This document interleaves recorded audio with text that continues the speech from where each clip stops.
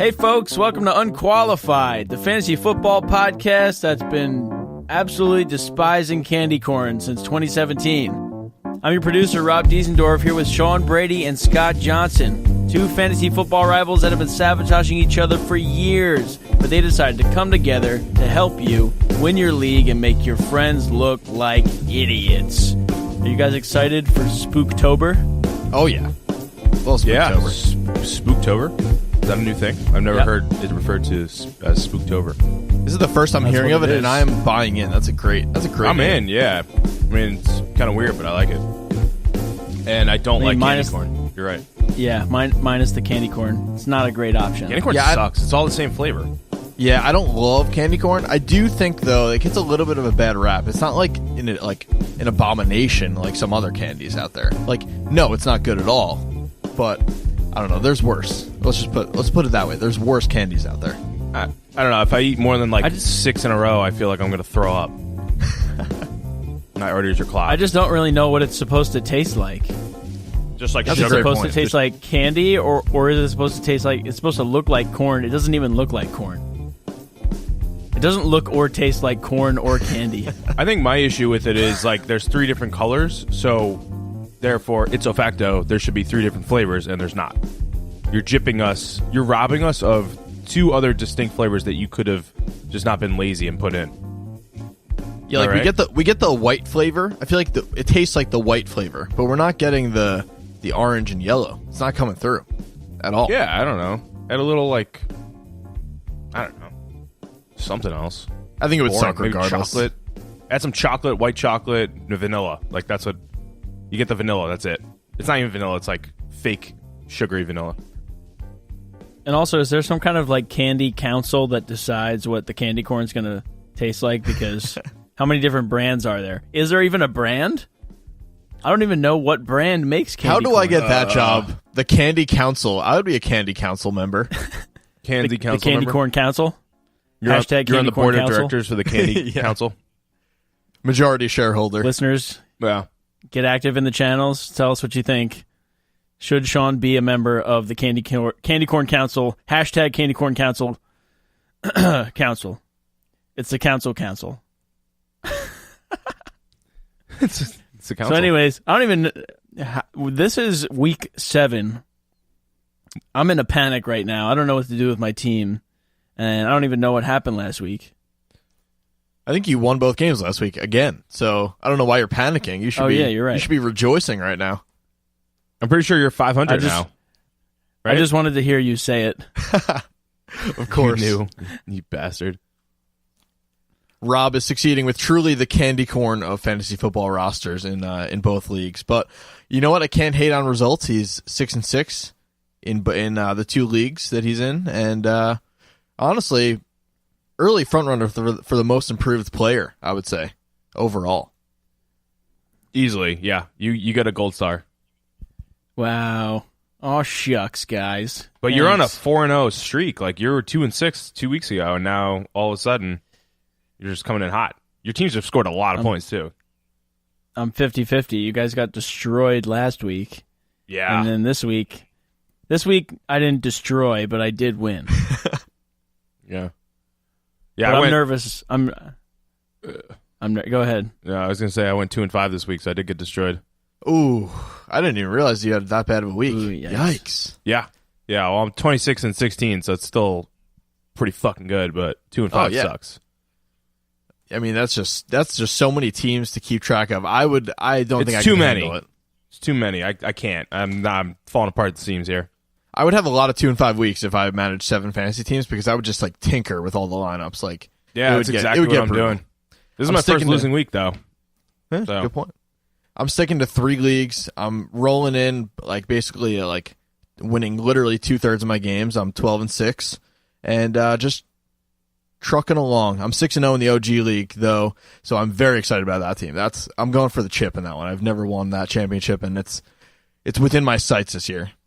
Yeah, and you let us know about it every single week. Hey, you guys see my domination this week? Hey, I'm not messing around this week. Hey. Oh, that reminds me. I haven't done it yet this week. I have to send out a group me message. Thanks for reminding me, Scott. I appreciate it. All right, so having said our records, let's talk about a little just want to go something specific that's bothering me. I want to talk about defense and defense/special teams on fantasy. Offenses have had the most touchdowns and points through 6 weeks in NFL history. So, wow. Yeah, we thought, like, if you look at the top two defenses right now, fantasy purposes, it's probably the Ravens and Bears. I think that's actually number 1 and 2. The Bears just got thrashed by Brock Osweiler, no other. Yeah, that was brutal. But that was absolutely disgusting. I was like licking my chops because I decided to like start the Bears on their bye week just to hold on to them. And then I saw Brock Osweiler rolling into town, and I was like, this is going to be glorious.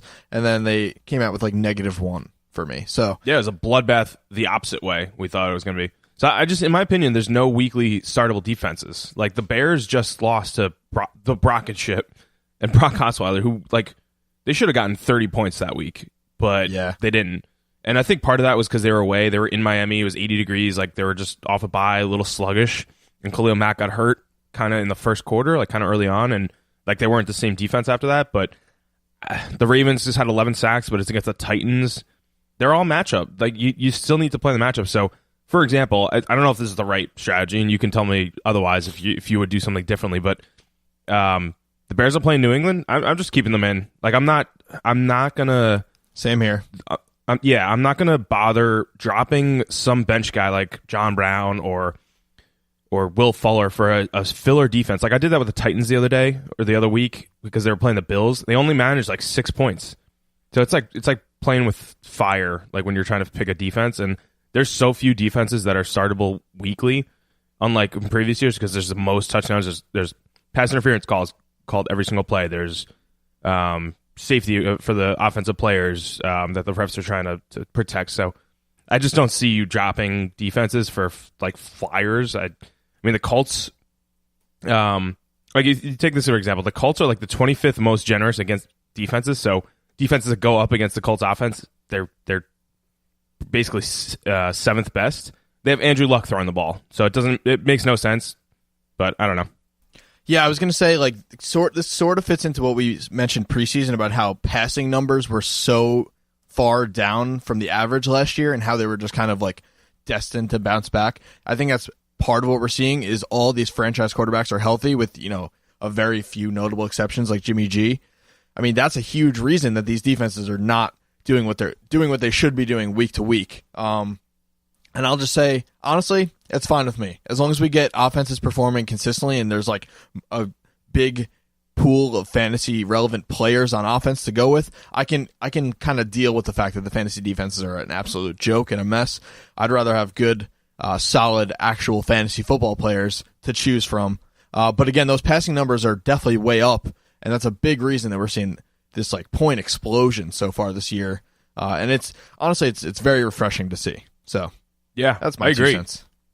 No, it's fun to see. I just think they need to, like, next year or the year after, like, readjust the defenses as special teams points because it's just, like, it's ridiculous. Like, defense, it sucks picking a defense every week. I hate it.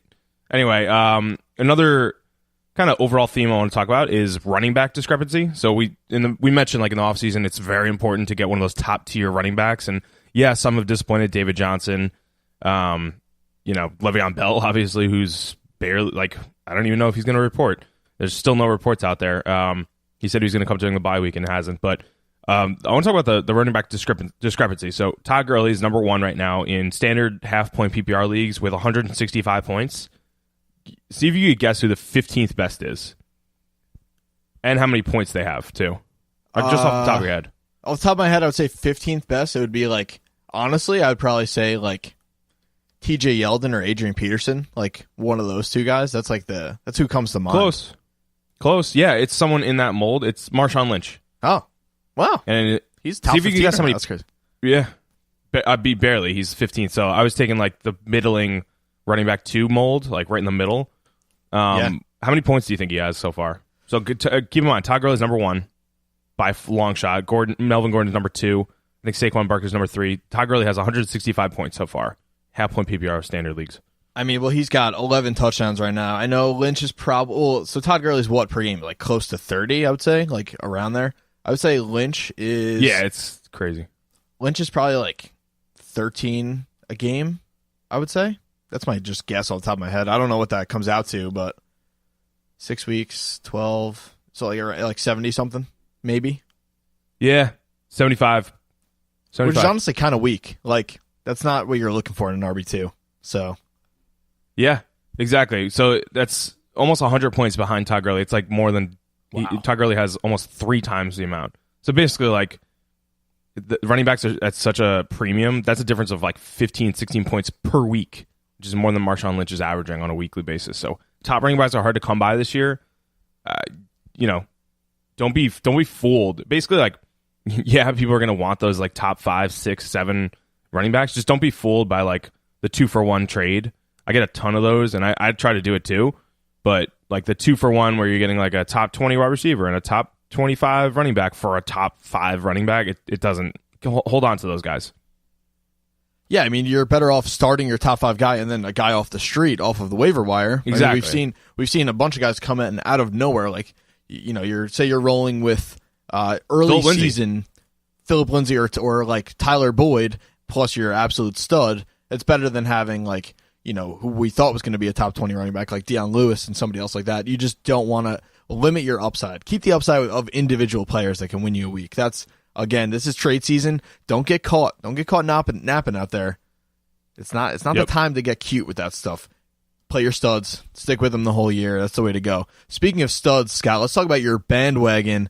My guy, Pat Mahomes, I know he's your first bandwagon guy. I'm just excited to hear you talk about him every week. He's just a lot of fun.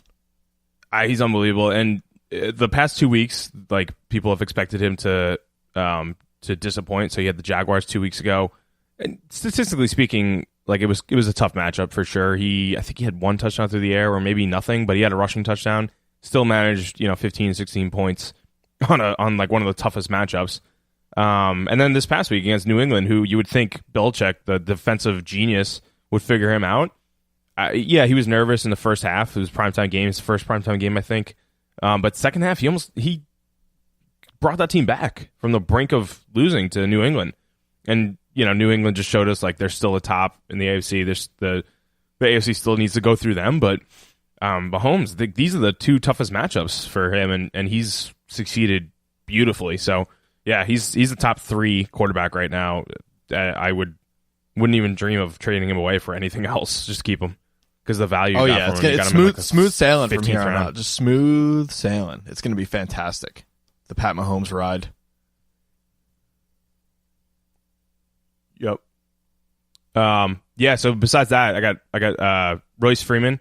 It's kind of worrisome until he gets more work. Devin Funchess had an insane touchdown catch, and Kyle Rudolph's still in the top 10. It's just a really thin position. It's like comically thin, so he's still in there, but ladder top 10. That Funchess catch was like one of my favorite highlights of the week. He just like snatched it away, and then like he did that like older brother move where you like hold the football away from the little guy. It was incredible. Yeah. He's a lot of fun to watch. He's just a monster. When he gets going, I think he's a great trade target right now for people that might be looking for like I agree. That last roster piece that you need to fill out your round out your lineup, maybe a flex guy, wide receiver 2. Devin Funchess, go get him right now. He's only going to get better as the year goes on. He's just that type of player.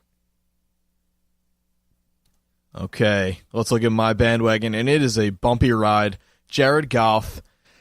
Not the best week, and yeah, I mean, it's going to happen when Todd Gurley is the main focal point of your offense. It was a snow game. It was weird. He's missing Cooper Kupp, so a little bit of an off week for Jared Goff, but I still think he's a locked-in top 10 quarterback the rest of the year, so don't get scared away by that little blip in the radar. Dalvin Cook, finally, seems like this is going to be the week that he plays. I'm excited. I'm just going to leave it at that. I'm tired of talking about it. And then Josh Gordon, a little bit banged up right now, but I think it's time. The Patriots know what they have. He's had a few weeks to get his feet wet, and I think it's going to just eventually it's going to explode here. I think he really could be a very high-profile, usable piece for the rest of the year. And then I'm done talking about tight ends. I know Dallas Goedert is immensely talented, and I picked him here, but my position in my bandwagon is just going to be shorting the tight end position. They all suck except for 3, so I'm just done talking about them. Yeah, and Dalvin Cook, I want to go back to him. I have him in a couple leagues. He didn't practice at all on Thursday, so questionable tag again. He got rid of the questionable tag Wednesday, and then it's right fucking back on Thursday. It's this is the first time I'm hearing of this. You got to be kidding me. I know. It just came up at 5 o'clock or 6 o'clock. I'm pretty much done with him. I'm so done with him. Let's talk about teams on bye. So get these out of your lineups. Packers, Raiders, Steelers, and Seahawks all on bye this week in week 7. And I just want to add on that, we're not missing too many fantasy starters from these teams. I know there's 4 teams on bye, but yeah, you're missing like Rodgers and Devontae Adams. You're missing like all the Steelers. So yeah, there's like 4 players there that you'd be starting. But the Raiders, I don't think there's a single fantasy starter on the team, so you're not really worried about that. And then the Seahawks, like, yeah, you got to find a Russ, alternative for this week. But I don't think you're trusting any Raiders or Seahawks. So it's kind of a nice week this week as far as buys. There's going to be a lot of points put up with the teams that are actually playing this week. Okay, let's take a look at some of the Week 7 primetime games. We're actually going to skip over. We're just going to gloss over Thursday night. We're recording a little bit late this week for all the you cuties out there. Broncos-Cardinals, not exactly a marquee matchup anyway. So, if you have David Johnson or maybe a Phillip Lindsay, Emmanuel Sanders, you're probably playing your studs anyway regardless. So hope they did well for you this week. We're going right along. We're trucking along to Sunday morning. The London game, the first London game, I think, this year. And it's the Titans at the Chargers. This is going to be a 9:30 a.m. game. That is a long day of football. If you want it, you have like 12 hours if you want. So that's up to you. I will say this game is going to be a bloodbath. The Chargers are red hot.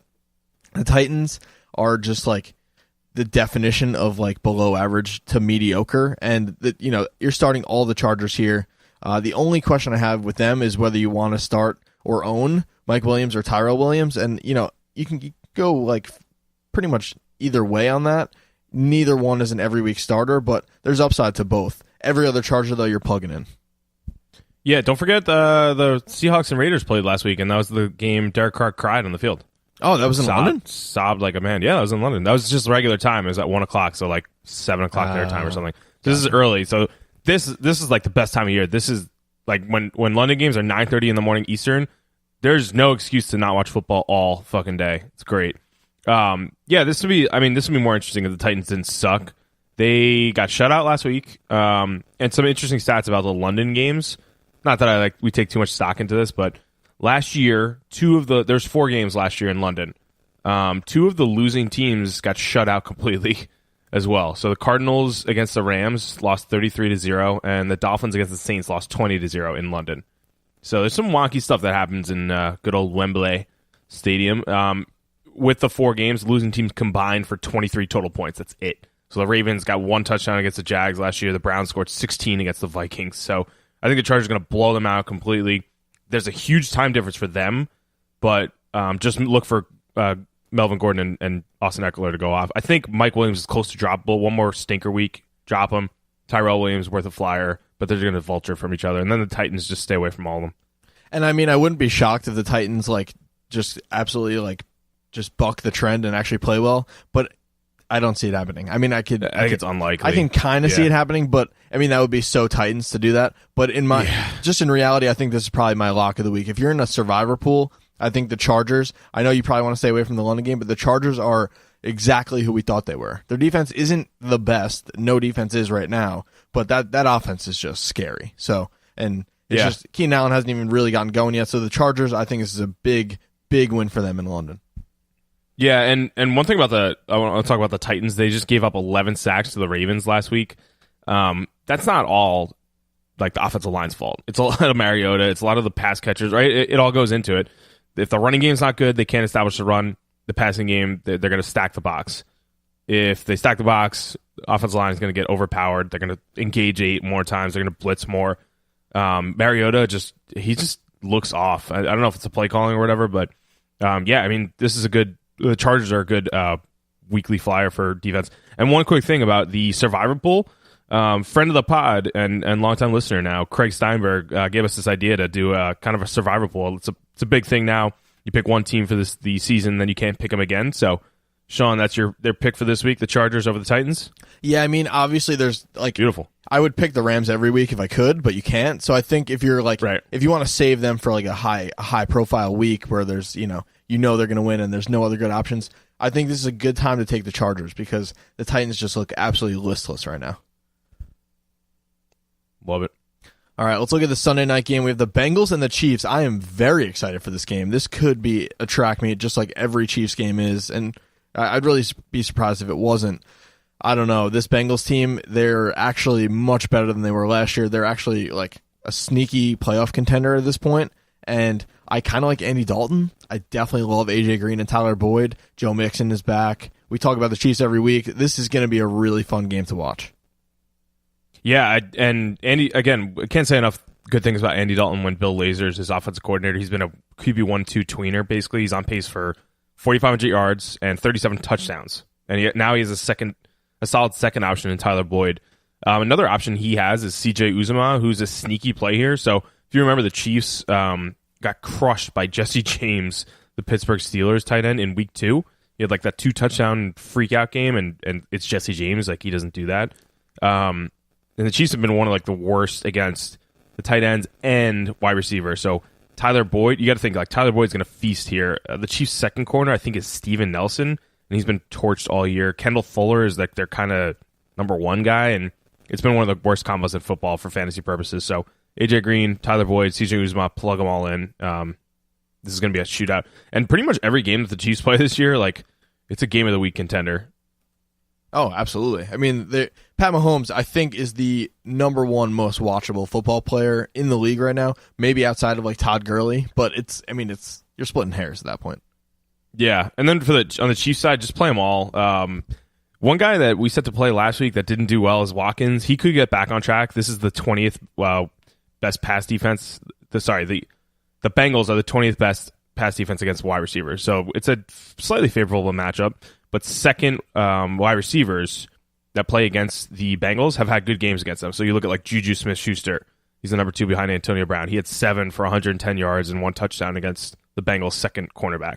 Calvin Ridley, 3 weeks ago, had 5 catches, 65 yards, 1 touchdown. So the second receiver against the Bengals tends to do pretty well. I think Drake Kirkpatrick is the first cornerback of the Bengals. Second cornerback, I don't even know his name. So pretty susceptible, and Watkins could get back on track here.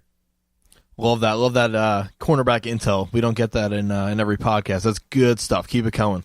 Love it. Hey, I'll try. All right, let's look at the Monday night game. The Giants taking on the Falcons, and there's a ton of talent on the field, but again, the Giants are just like, they're underwhelming as usual. And I want to point out one thing we talked about coming into the year. We're talking about how the Chiefs had all these guys projected to be first round, second round, third round fantasy players, and we said, look, either Pat Mahomes is going to be an absolute rock star, or this is not going to work. Like, one of these guys is going to be a huge bust. Guess what? Pat Mahomes is a rock star. We said the same thing about the Giants. We said there's no way they can support Odell Beckham and Saquon Barkley and Sterling Shepard and Evan Engram without Eli being a fantasy starter. Guess what? Eli is what he is. I mean, at this point, if Pat Shurmur can make Case Keenum a Pro Bowler last year, I don't know if he's in the Pro Bowl, but he was playing that well, and he can't have Eli get it done. It's just not. It's not on the offensive coordinator. It's not even Ben McAdoo's fault at that point. So yeah. I really only like Saquon and Odell as a weekly play. Evan Engram, I'm waiting till he gets healthy, and then I have to see like a couple weeks of production before I trust him. And then Sterling Shepard, he's going to have up and down weeks. It is what it is when you have Eli Manning at the helm. On the Falcons side, there's a lot of injuries, so it's kind of ugly there too. But I mean, this game is going to be interesting just based on the amount of talent alone. So I don't want to dispel that this is going to be a bad game. It's going to be like kind of like one of those things, like in the episode of Shameless, where the first episode where all the homeless people are around the fire, just enjoying that beautiful like coming together moment. That's what this game's going to be like. It's going to be a lot of fun, but it's going to be kind of ugly to look at the same time. Yeah, that's so true. I forgot that we did that. Like we reverse engineered like what we thought Sterling Shepard, Evan Engram, and Odell would get on like a yearly basis, and said it's not going to support it. Like, he's not going to support all of them. Nice. I forgot about that. That's pretty good. Like if you asked me 8 weeks ago if this is going to be a shootout, I would have told you yes. I don't think it's close. I think the Giants aren't going to keep up with the Falcons. And Falcons play pretty well at home. I know they're 2-4 this year, not that good. I have a question for you. So looking at like points for, points against, the Falcons have 167 points for this year. So not bad, pretty good. They've kept up with a couple of teams like Tampa Bay. They had a shootout. Pittsburgh, they did not. It should have been, but offense has been not bad this year. They have 192 points against. Oh my God! Can you see if you can? I mean, it's giving it away. See if you can guess who has the most points against in the NFL this year. Is it them or is it somebody else? It's Falcons. It's Oh, wow. 192. I was going to say, like, I was going to guess, like, maybe the Raiders, because I feel like they're always giving up a ton of points, but that's crazy. The Chiefs are probably up there, too. I gotta recheck that because last time I checked, it was the Falcons. They have no sort of pass rush at all. Vic Beasley is a shell of his former self. He has 1 sack as opposed to, I think, like 15 last year or something, or maybe 10 or something. So you got to think, like, Saquon and Odell are the only, like, stud plays here. Evan Engram is actually coming back this week. He played fully on Thursday practice, and it's tough to imagine him going off for like 2 TDs, but the Falcons have been 19th best against tight ends. So it's a favorable matchup, but I just don't see Evan Engram like crushing it in his return. It's kind of like Greg Olsen last week, like 4 for 48 kind of thing. Falcons, Ito Smith is so Devontae Freeman is out for the year. I think everyone needs to temper expectations on Tevin Coleman and Ito Smith. Devontae Freeman's been out pretty much all year anyway, and what you've gotten with Ito Smith and Tevin Coleman is what you're still going to get. Like, they're not all of a sudden going to like crush it now that Devontae Freeman is officially on the IR. You know what I mean? Like, they've done okay. They're just splitting the backfield. Like, it's plain and simple. It's kind of like the Seahawks, Chris Carson and Mike Davis. Like, it's uninspiring. Yeah, you can maybe play Tevin Coleman in your flex, but Ito Smith is a pickup, and that's about it.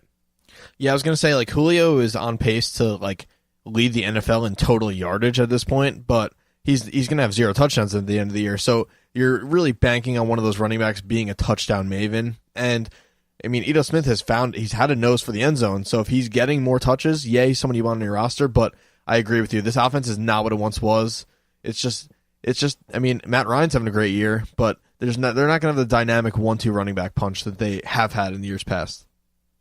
Yeah. And before we wrap up the primetime games, I want to get it to 5:38. So that's at NFL predictions, and it's really accurate. So we got the Titans at the Chargers. I'm trying to find it right here. So Tennessee has a 38% chance to win, and the Chargers have a 62% chance to win. So pretty good for the Chargers there. Bengals at the Chiefs. We got 20. Cincinnati has a 24% chance to win. Kansas City has a 76% chance to win. They're killing it at Arrowhead this year and last year. And then the Giants at the Falcons, 538 has... Shit, where is it? I would say it's probably closer, honestly. Do you think it's close? Oh, here we go. I got it. It's like comical. See if you can guess what it is. I mean, I personally think the Giants could actually win this game, but I have a feeling 538 hates the Giants, so I'm going to say like 20% for the Giants, maybe? Literally 20-80. Yep. Giants, Wow. 20% chance, 80% chance for the Atlanta Falcons. Because they're home, I think. But yeah. Okay, let's get into these quick hitters, and we're going to pick up the pace. I do want to spend a little bit of time on this first game, though. The Vikings traveling to MetLife Stadium, taking on our hometown Jets, and I will say this, Scott. I'm already all the way in on Sam Darnold, but if he wins this game, I don't know what I'm going to do. I'm going to be like indebted to him for life. Like, he will be able to do no wrong, and I know it's still a regular season, but if he pulls us on this 3-game win streak against, maybe not the best 3 teams in the league, but 3 quality NFL teams, I'm going to be so pumped. Enamored? Oh, yeah. Realistically, I do think the Vikings win this game because they're a very good team and they haven't played to their full potential yet, and that's kind of scary to think about. Could be a big Dalvin Cook game, but I'm going to be watching this every second of this game. It's going to be a lot of fun just seeing how we stack up against one of the NFC's best. Yeah. And I'll be at this game. Can't wait. Vikings are surging, but the Jets are too. So they're on a 2-game win streak, and they've averaged 29 points scored at home, and with an average of 38 points in the past 2 games against the Broncos and the Colts, respectively. So they've been killing it. I mean, they're doing it on all ends of the field: special teams, defense, really ball hawking defense. A couple quick things. Marcus May is the Jets' free safety. He was a 2nd-round pick last year. He's like a ball hawker in that backfield. He's hurt again. And Jamal Adams, the other safety that was drafted last year in the 1st round, he's been susceptible to some big plays. I think Trumaine Johnson is also out, the big free agent signing. So the backfield, the cornerback and safety like tandems, they're a little banged up. So Thielen, Diggs, those are really good plays against they're bottom 5 against the pass. Daily fantasy, they're both good plays as well. And Jets are 16th best against the run, so they're okay against the run. Dalvin Cook, again, questionable, like we said earlier. He didn't play at all, practice at all on Thursday, so I'm like close to being done with him. kind of like I am with Leonard Fournette this year. But you got to pick up Latavius Murray. I would play him if Cook is out. On the other side, Jermaine Kearse steps in as a slot guy after Enunwa is out for a few weeks, and Pryor's banged up too. So he had 9 for 94 yards last week, and they might need to throw it a lot. So I think Robbie Anderson is worth an add in deeper leagues if you can afford a stash guy, and Crowell is not a viable play here. He's just a low-end flex if you need it. The Vikings are top 15 against the run, I think, or 10. Either way, let's go Jets. I'm going to be very excited to watch that game. Let's look at our AFC East rivals, the Buffalo Bills, taking on the Colts, who we just throttled. At least our offense throttled them. I don't know. There's not many teams that I would be like, the Colts are heavy favorites here, but they're heavy favorites against a Nathan Peterman or Derek Anderson-led Bills team. I know the Bills are like scrappy on D, and they have LaShawn McCoy, but I really think the Colts run away with this one here, especially with Marlon Mack looking like he's actually going to be a player for them. The Colts are looking good heading into this game, I would say. I agree, and I think they announced Derek Anderson is the starter now. So it's not Nathan Peterman, it's the Derek Anderson train, the 35-year-old Derek Anderson that used to be on the Panthers and Browns. So, yeah, just play LaShawn McCoy. He's just a flex, though. That's about it. And then the Colts, Nyheim Hines and Marlon Mack should have a pretty good game here. The Bills are they're third best against quarterbacks, but the Bills are third best against quarterbacks. So Luck isn't a great play here, but Marlon Mack and Nyheim Hines are. Yeah, keep that in mind. I mean, there's going to be a lot of blue and white on that field, so it might be a tough game to watch. Let's look at the Cowboys and the Redskins, the age-old NFC East rivalry. Wow, I don't know what to say about either one of these teams. They're so up and down. Honestly, you don't know what you're going to get out of any player here outside of probably, I would say, Zeke. So Zeke is obviously the best start here. I think he could have a huge game against this Redskins team. And then on the Redskins side, I love some Chris Thompson, but Adrian Peterson also could be an option here. The passing games, though, I don't have a lot of confidence in. Yeah, and this is a pretty good rivalry. They met, I think, 114 times in the regular season. Redskins have won 44. Cowboys have won 70. So, you got to think, the Cowboys teams in the 90s. But Cowboys have won the last 4 against the Redskins dating back to 2016. And they've scored an average of 35 or 36 points, or 35.5 points in 2017 against the Redskins. So, it's a shootout. 538 has it pretty even. I think it's 48 to 52% chance to win, or 47 to 53. So it's really close. But Cole Beasley is a guy in PPR leagues to pick up, and we said in the beginning of the season he'd have some deep league PPR value. If you look at the Redskins, who they played the past couple of games, so Green Bay, New Orleans, Carolina. Those 3 teams, their second or third guys have all gotten touchdowns against the Redskins or have had productive games. So Geronimo Allison, that rookie on New Orleans, I forget his name. Oh, Traquan. Traquan, yeah. And Carolina's they had some Smith or Moore? DJ Moore had a pretty good game. So Cole Beasley is a good play here.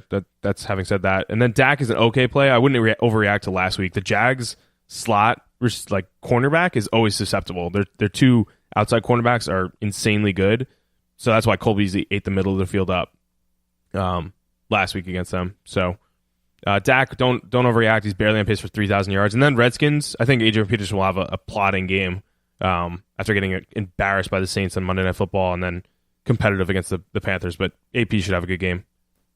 All right, let's look at another divisional game here. The Texans taking on the Jaguars.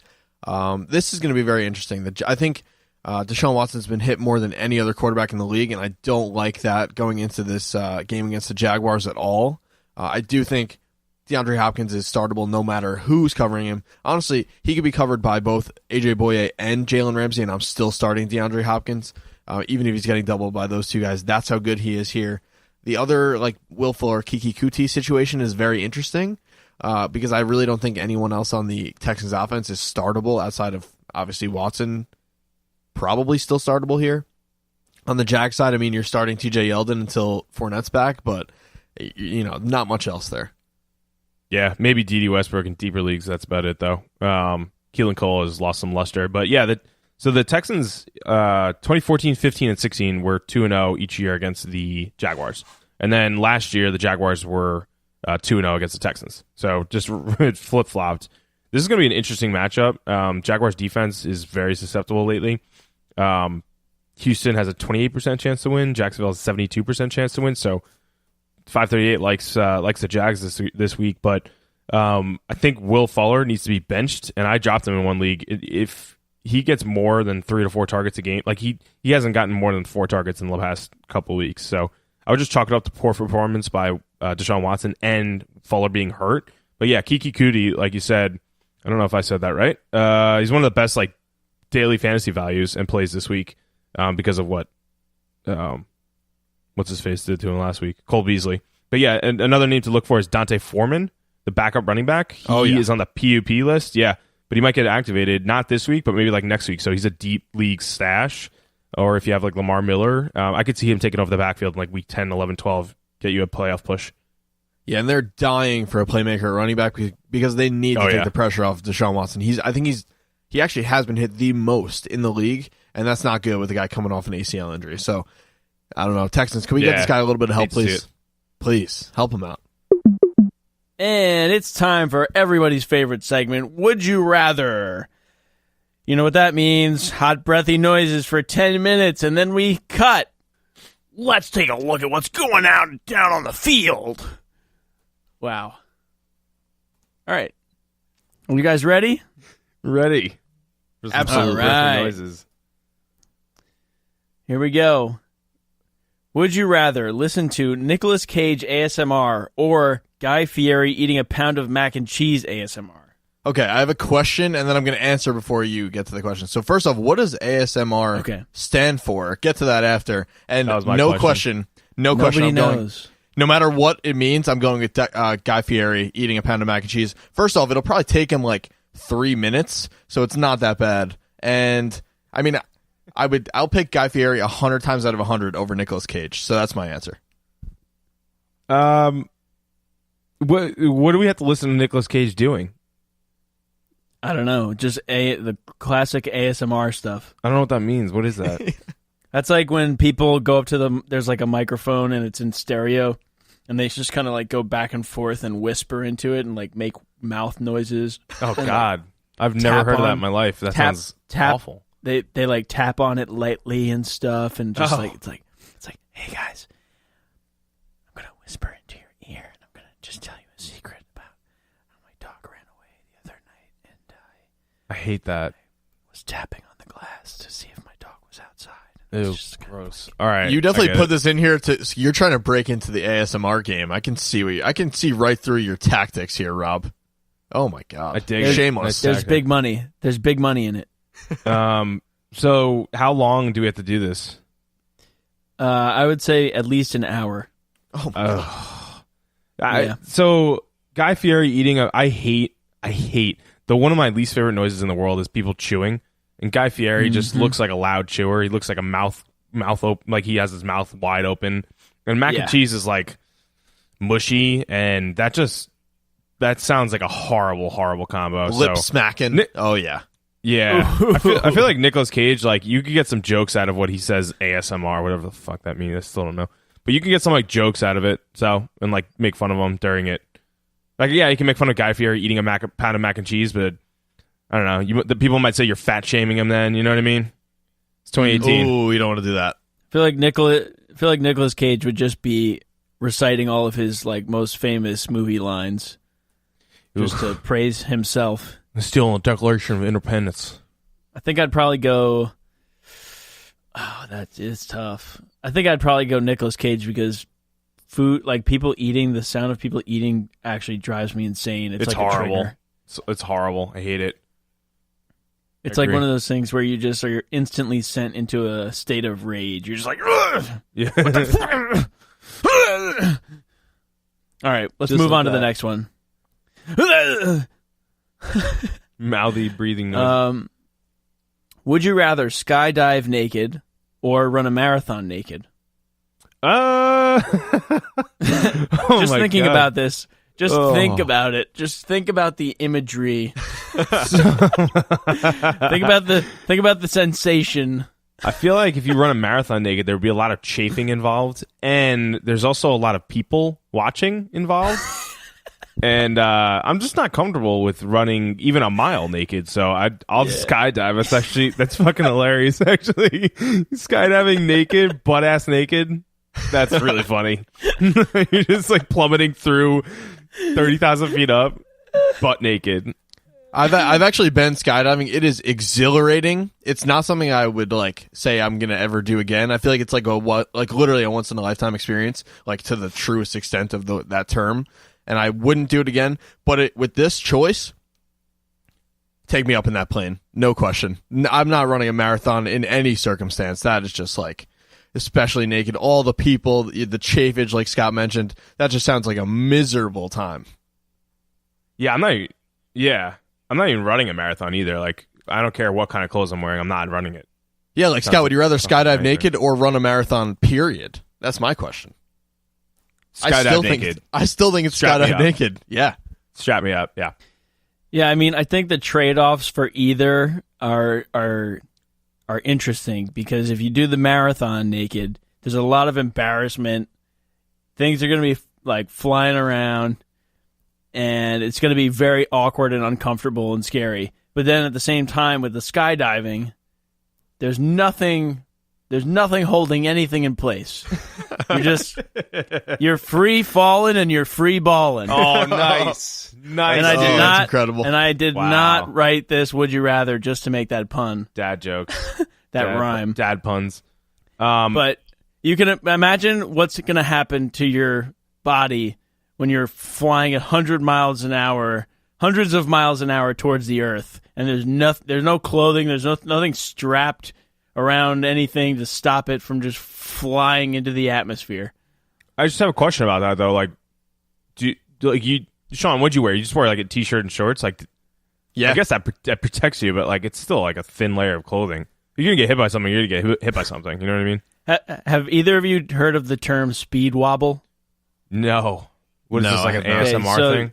So that's when you're like you're big riding on the like ASMR a community right these days. That's when you're riding like guy.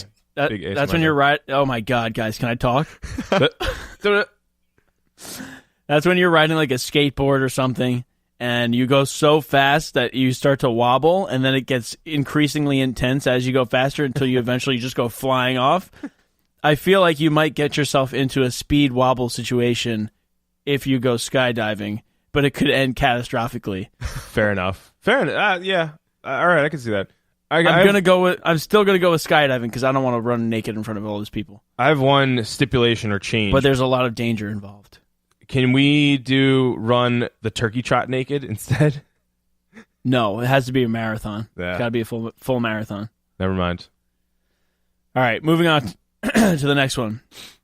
Would you rather eat Play-Doh Pop-Tarts or a pulled chewing tobacco sandwich? Play-Doh Pop-Tarts. So that's a comparison. Done. That's a comparison to like a pulled pork sandwich, but it would be pulled chewing tobacco.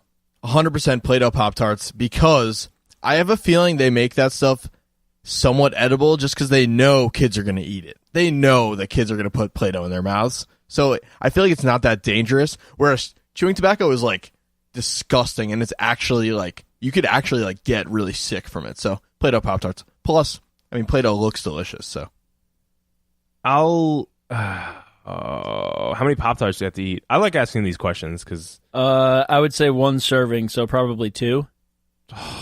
2 Pop-Tarts. What color is the Play-Doh? Blue. It makes a difference. Yeah, blue. Yeah. I'll go Play-Doh Pop-Tarts only if it's blue. What if it was like yellow? It's gonna be so salty. Ew, gross. Wait, I have another question. Play-Doh's salty. Play-Doh's like basically eating boogers. So has the Play-Doh been played with by little snot-nosed 3-year-olds? Ew. Oh, that would make it much worse. I wasn't imagining that. I just imagined it. Do we have to eat it? Is that what you want it to be? No. Brand new. I'm not going to go that far. Brand spanking new out of the Pop-Tart, the Play-Doh container. It's brand new. All right, yeah. I'm also going to go with the Play-Doh Pop-Tarts because I think if you eat chewing tobacco, you're probably going to throw up immediately. And all day. Yeah. Of course, I'm going to want to throw up either way, but not from eating chewing tobacco. I'd rather just eat maybe I can pretend the Play-Doh is something else, you know? There's no way you can pretend that chewing tobacco, you're eating chewing tobacco. Like, it's not anything else. You can't, like, it's going to be nasty. I imagine it to be like juicy chewing tobacco. I don't know why. Yeah, it's going to be gross. Ugh. All right. Would you rather spend a week locked in the Amityville horror house alone, and this is for a Spooktober, or spend a week in the deep ocean? The deep ocean, like where we haven't discovered, where we know like some crazy shit is going down. Dude, like in a submarine with this one? Like where the, like, you know when you Google like deep sea creatures that like gross only submarines can see, and it's all those like things with the giant teeth and like lights hanging off of their heads and stuff. Yeah. That's where you're going for a week. And what are you in though? Are you in like a pod? Are you in like a you're submarine? in like a suit. You're in like a suit that lets you be in the deep sea. You're just in a suit? Dude, no way.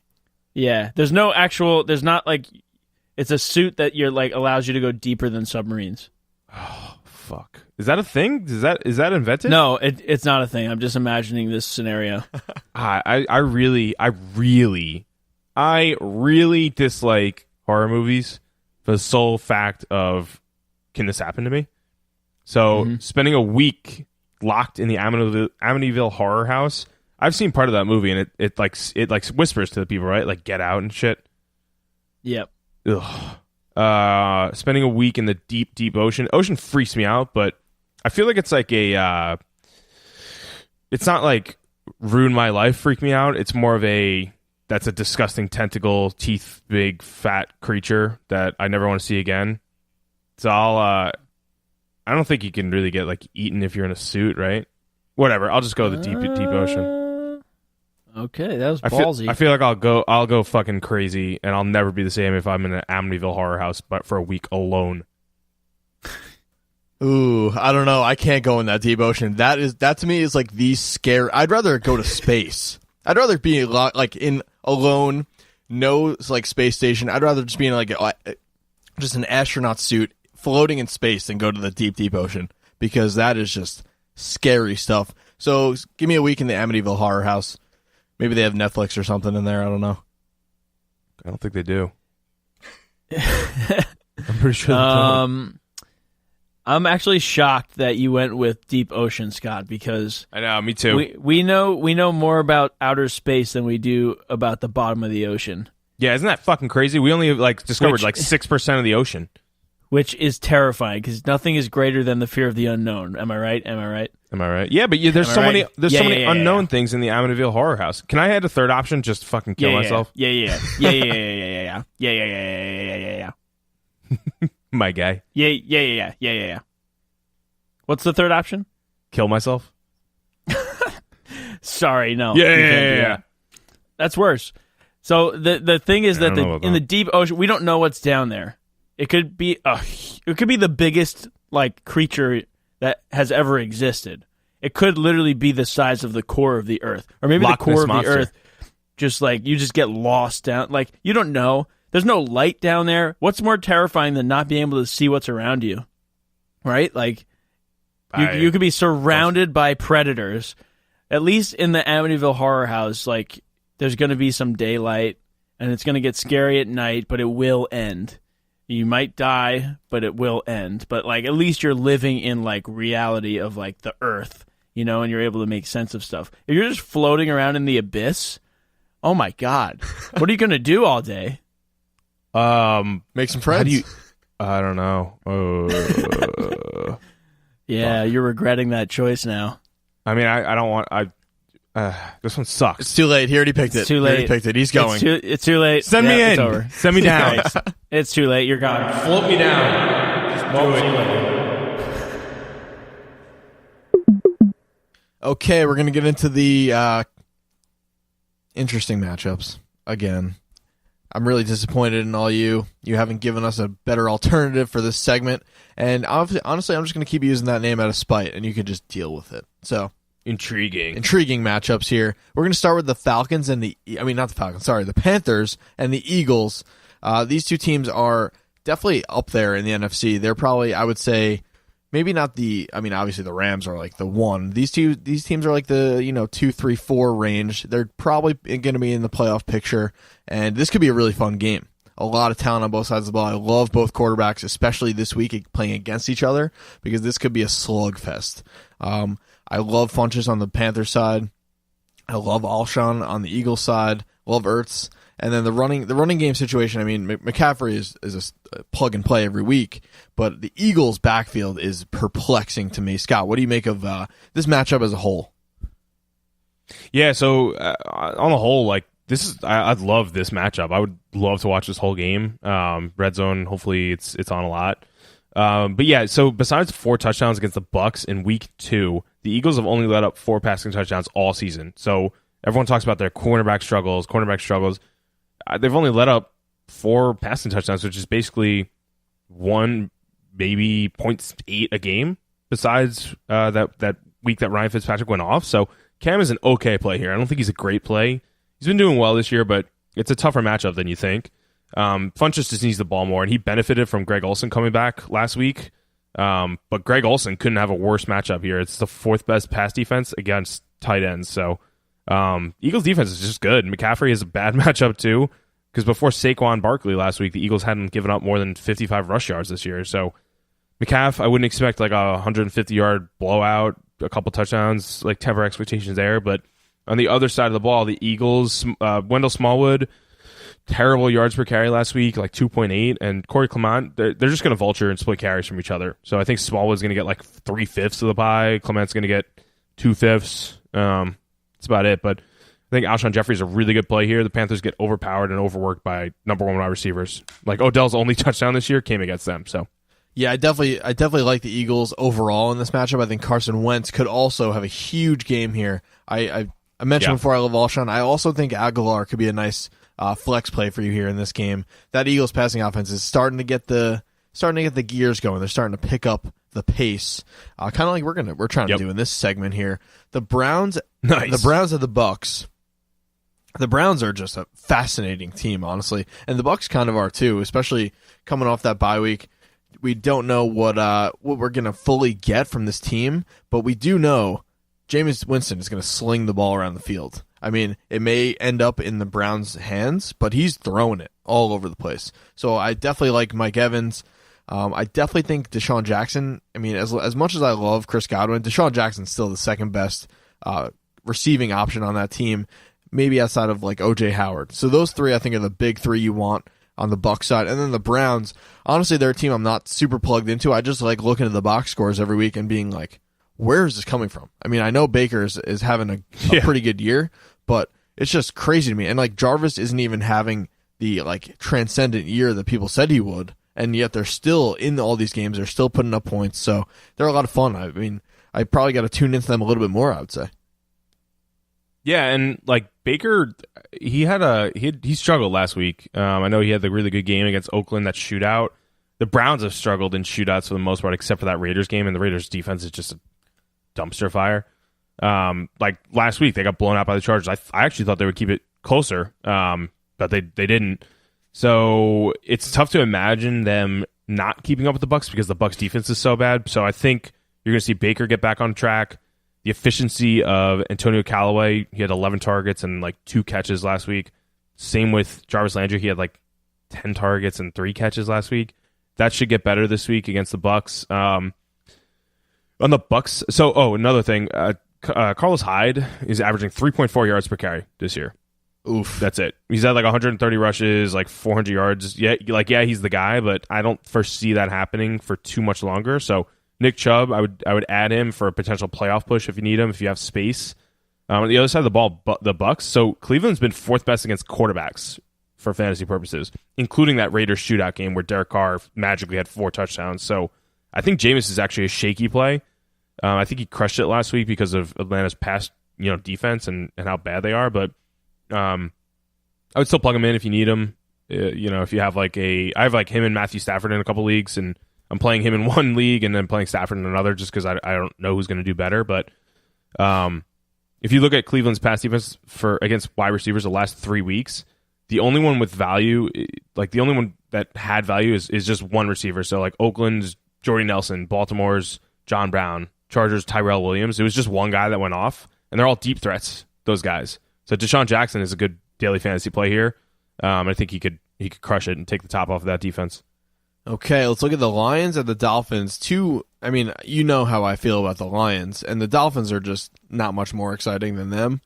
I do think Adam Gase is an awesome coach, and I kind of saw it coming with Albert Wilson a tiny bit when I saw him in person, but I didn't think he was this good. He's had some huge weeks, honestly. And if you're doing that with Brock Osweiler as your quarterback against the Bears, I mean, he might actually be a legit player. He's definitely an eyebrow raised pickup this week. I'm not starting him, but I kind of want. I mean, if he has another big game, he's going to be the number one player on the waiver wire. So I will say that about the Dolphins.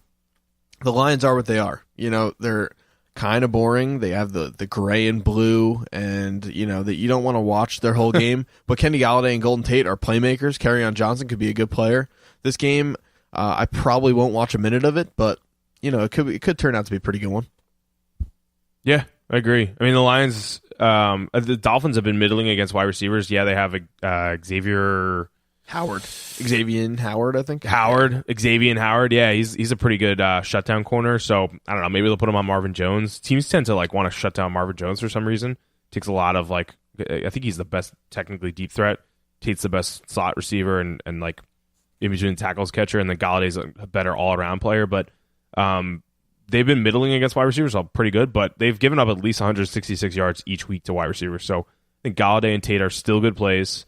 Taylor Gabriel last week tore it up in the slot, so Tate is a really good play. And then, the Brock Osweiler, I don't know why we're talking about it. It's crazy. It's ridiculous. This fucking guy. He's like the Frank Gore of quarterbacks. But yeah, I Lions defense is pretty bad. So I wouldn't play Brock Osweiler, but Albert Wilson is worth a pickup. And then Kenyon Drake, he fumbled the goal line last week, but still seems to have the coaching staff's confidence and got more carries, at least closer to Frank Gore. So I think he's going to get a couple catches in the backfield. Now, are the Lions and Dolphins the best bad teams in the league or the worst good teams in the league? That's my last question for you.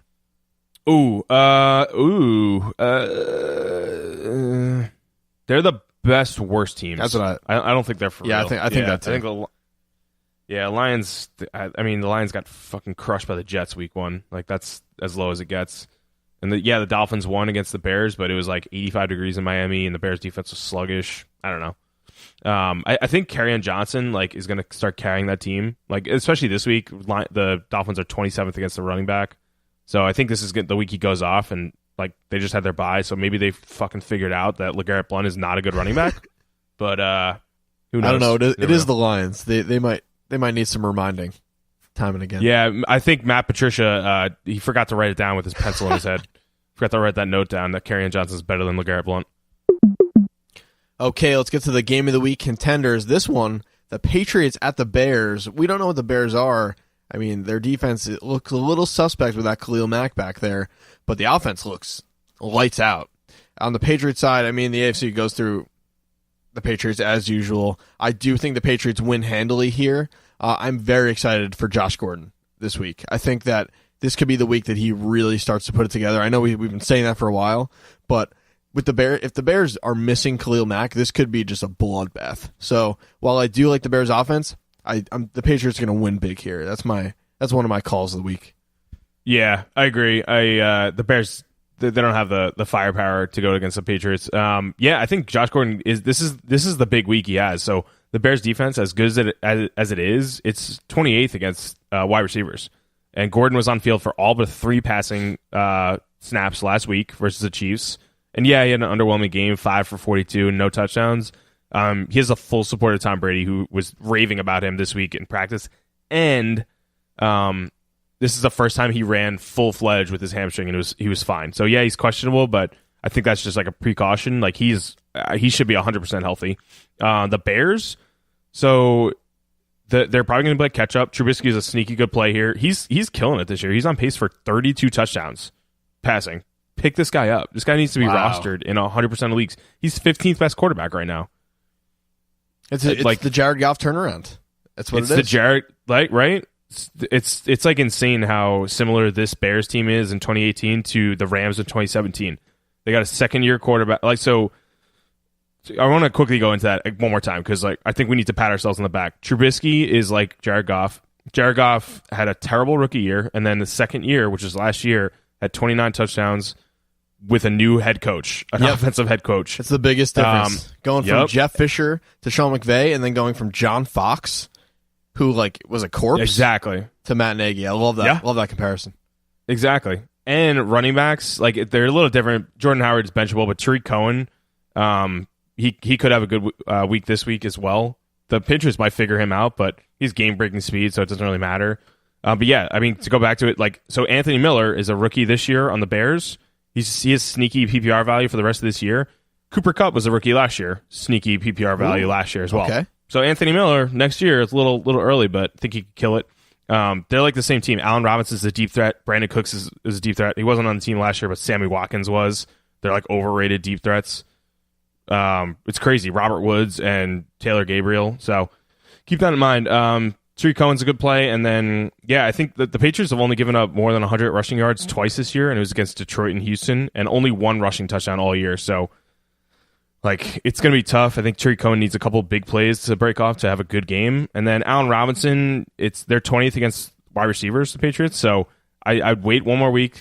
He'll have a good game, and then I would sell him high, honestly. Oh, that's where we disagree. I'm gonna really quick. The biggest reason the Bears are not gonna have the degree of success that the Rams had last year is because they don't have Todd Gurley. I mean, if you put Jordan Howard and Tariq Cohen together into one person, yeah, maybe it's like it's like 90% of Todd Gurley. But you have, I mean, I would say Tariq Cohen is as good a pass catcher as Todd Gurley, but he's nowhere near the between the tackles runner. So for sure, you're going to have a little bit more variance. I will say, though, about Allen Robinson, I think he's more of the Robert Woods of this offense, and I think Taylor Gabriel is the Brandon Cooks, just based on that game-breaking ability. I know he plays in the slot a little bit, but I think Allen Robinson could be in for a little bit of an uptick here, just as things start to settle down a little bit more for this Bears. They start to like become more of what they actually are. Allen Robinson could be that go-to guy, that straw that stirs the drink, and I really hope he is, because I picked him up a couple weeks ago. So it might just be my like wishful thinking, willing it into existence. I mean, we know how talented this guy is from his time in Jacksonville, so it's not out of the realm of possibility. True, fair enough.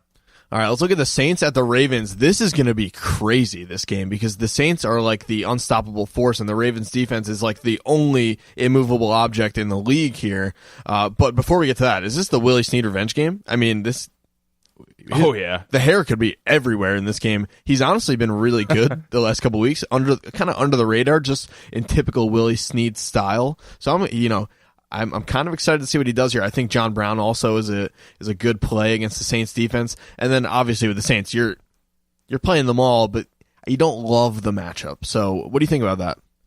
Yeah, it's like an immovable object and an unstoppable force here. Like one of the best defenses, one of the best offenses. Yeah, this is totally the Willie Snead revenge game. Friend of the pod, Greg Nugent, new guy at work, the newbie, said this as well, coined the phrase today, if you will. But yeah, I think he's going to have a really good game, Willie Snead. The Saints are 32nd against wide receiver, and they're 30th against quarterbacks. So Flacco is a good sneaky daily fantasy play here. John Brown, Michael Crabtree, Willie Snead, I think they can all get a touchdown, honestly. But yeah, the Saints, I would play them all. So they came out in the bye week and said, if you remember, like the week before their bye, Mark Ingram had 13 carries and a couple of catches, and Alvin Kamara only had like 8 touches. And they were saying it's going to be like dead even for the rest of the year. So it could change week to week based on the matchups. The Ravens are the best against running backs, so it's just going to be tough for both of them, to be honest with you. I would temper expectations. Yeah, and just keep in mind that it doesn't mean that Alvin Kamara is like taking a humongous hit, because he had that same exact split last year and was wildly successful. So I think, if anything, it just means that you're going to always have him every week like you did last year. Honestly, a lot of people were getting scared that he was touching the ball 25, 30 times a game, and we don't know if he's built for that. So I think it's actually helpful that Ingram's going to come back, take a little bit of pressure off him, because he's so good in those high-stakes situations too. His yards per touch are going to go through the roof in the next couple weeks. I agree. All right, let's look at the Rams and the 49ers. The Rams, I feel like we wrap up every week just talking about the Rams because it doesn't matter who they play. They're must-see TV. If they're missing Cooper Kupp this week, which I think they are, Josh Reynolds slots into that third wide receiver spot. And honestly, what better daily fantasy play than Josh Reynolds, who's probably worth like whatever the lowest amount of dollars it is on your daily fantasy site. Throw him in there. You're playing all the Rams because the 49ers, yeah, they can put up points, but they're not stopping a nosebleed at this point. It could be a high-scoring game just based on the shocking signs of life that the 49ers offense has showed the last couple of weeks. But the Rams are, again, if you're in a survivor pool and like you're desperate, this is out of the realm of possibility that the 49ers win this game. Yeah. Yes, I think Robert Woods is like one of the best fantasy plays of the week here. The 49ers don't have... I have a big man crush on him, too. Jared Goff, I think... So last week against the Broncos, didn't have a great statistical week. It was just Todd Gurley's game. I think he gets back on track this week. Aaron Rodgers just threw for over 400 yards. And Goff is getting up there on Rodgers. He's not by no means Aaron Rodgers, but he's definitely a top 10 quarterback in the league right now.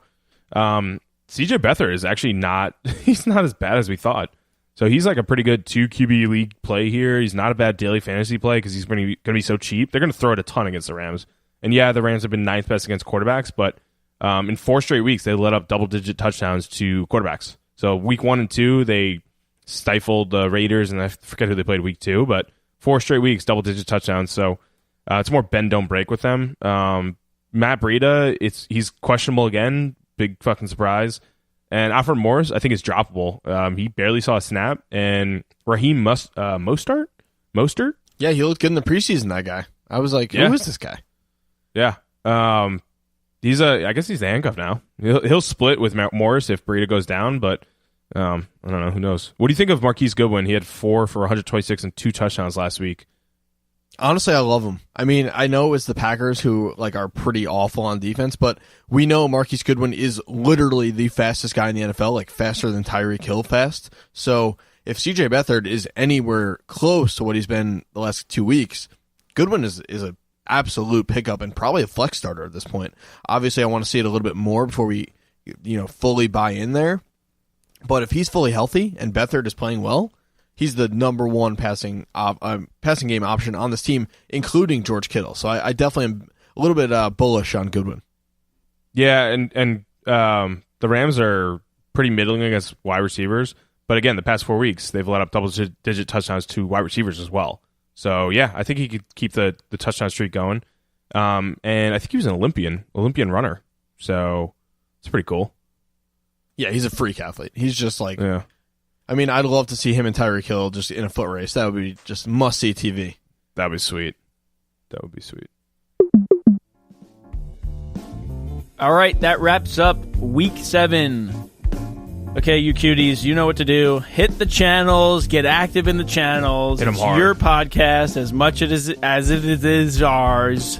As much as it is ours. It's yours, too. It's yours, too. Hashtag it's yours, too. Scott's still lost in the deep abyss. His messages are coming up so gone forever. And we want to know what you guys would do. And you know where you should tell us? In the review section. Would you venture down to the deep ocean, the bottom of the ocean, or would you stay in the Amityville Horror House? And you know what? While you're at it, why don't you just tell us how great the show is at the same time? But make sure you do it in the reviews.